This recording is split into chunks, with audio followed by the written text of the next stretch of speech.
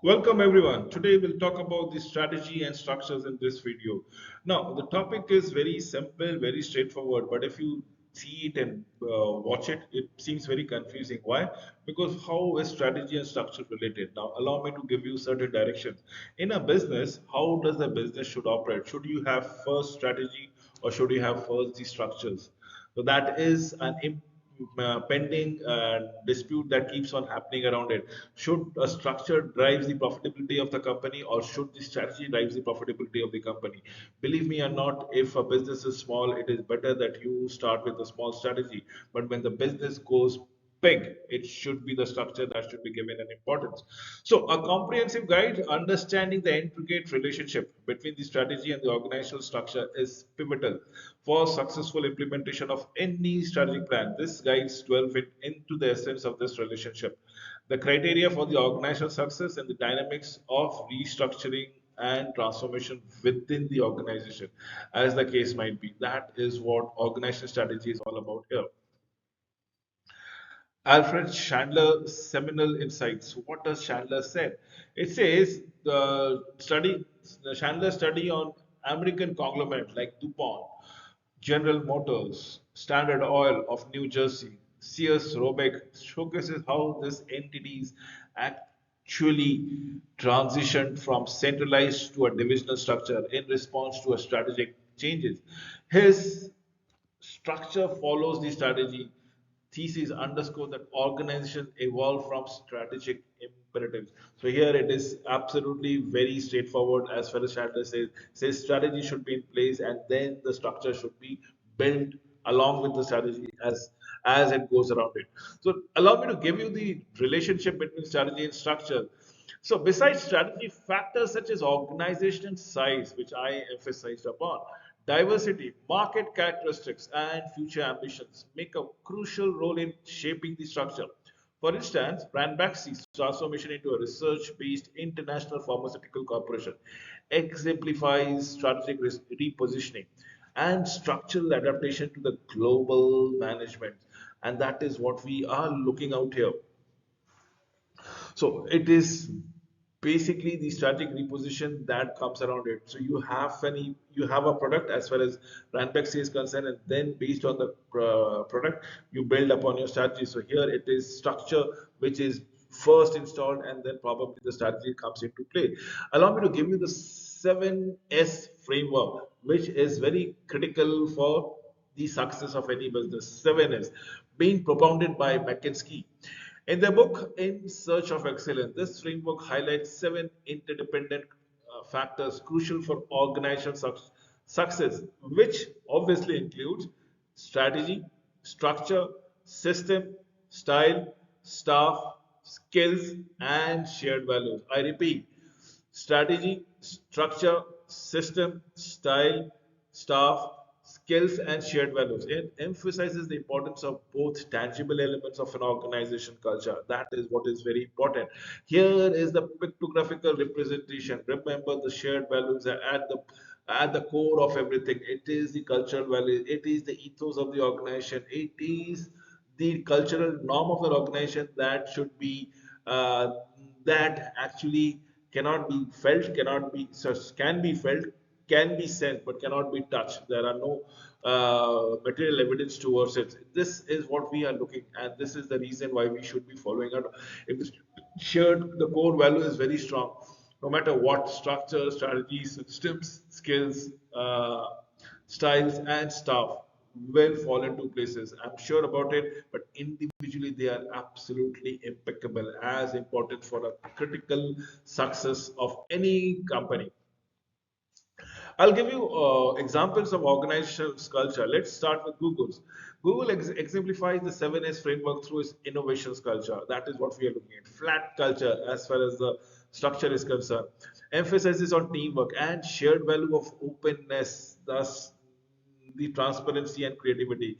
This holistic approach has propelled Google to become one of the best and the most successful dynamic companies in the technology area. In fact, Alphabet is ranking in the top three companies across the world. Organizational restructuring and transformation in the era of rapid technological advancement and competitive pressure. Organizations such as Asia Brown Boveri (ABB) have embraced re-engineering and flattening of structures to enhance efficiency and flexibility. ABB structures into a federation of an autonomous profit center showcases the shift towards much more adaptable and responsive organizational model, and that is what we should all strive towards to it. The impact of the information technology, Peter Drucker and Peter Keene always highlighted or, in fact, emphasized that information technology has been a pivotal and been a very crucial factor in dissolving every traditional organizational boundaries. Absolutely, what the the growth of the information technology is uh, impeccable, which is basically the organizational boundary, the physical boundaries, the traditional organization have been given to a dust. Why? Because it has made the organization much more flatter. It has made the organization much more flexible. It has actually enhanced decision making and efficiency altogether. And that is the very importance of the information technology. Then we have the principles and the types of what we are talking about. The organization. Effective organization is founded on a clear objective. Absolutely, what is my objective per se? Which should be well defined, well understood, and there should, once it has been understood by from every member in the organization from top to bottom, they are aware of their responsibility, they are aware of the task orientation, and if the flexibility in communication and decision making process become much more entrenched. So types. Now, what are the types of structure that goes around here? Now, there are plentiful of structures. We have the simple structure, which is predominant in some small enterprise. You have the owner, and then you have the employees, where the owner directly supervises all the activities. Then we have functional structures, wherein we specialize into marketing, supply chain, engineering, research and development, and goes on. Organized around the key functions like production, financing, personnel, suitable for company in the narrow product range. Then we have product based. Now this is where you are talking about fast moving consumer good. It is only industrial goods. We're talking about it. So focus on the individual product. Maybe cement, yes. Maybe medicine. Uh, maybe steel, maybe automobile. We are talking about product based, common in diversified companies, territorial departmentation, geographical orientation ideal for organization operating into different zone of our planet, probably different countries, different part of the countries, different continent altogether. And then we have the matrix organization where everything is on a hybrid mode that combines functional, that combines product, that combines territorial, and it addresses a complex business needs as required. Simple structures, I've just given you a wonderful example of an owner and the employees thereby. Functional structures, it's the production department, the finance department, the marketing department, and so on and so forth. Then we have the product-based structures, absolutely easy and stored. It is the chief executive officers who is manning the show. Probably you have the central department in terms of HR, in terms of finance, in terms of operations, perhaps, absolutely. But then we are talking about products, which is pertaining into different product. So product A, it can be fast-moving consumer goods, let's say salt, let's say oil, refined oil per se, cooking oil. And product B can be medicines, definitely yes. It can be insecticides, it can be pesticide. Product C can be completely different. It can be cigarettes, it can be tobaccos related product, and so on and so forth. Remember, it is a behemoth of a company that we are looking into it. For every product, you can have your own research and development, purchasing, production, marketing, and so on and so forth. For every product. Yes, we talk about the territorial structures. It is again simple and straightforward. We have those marketing, personal, purchasing, financial. We have now come to the territorial zone.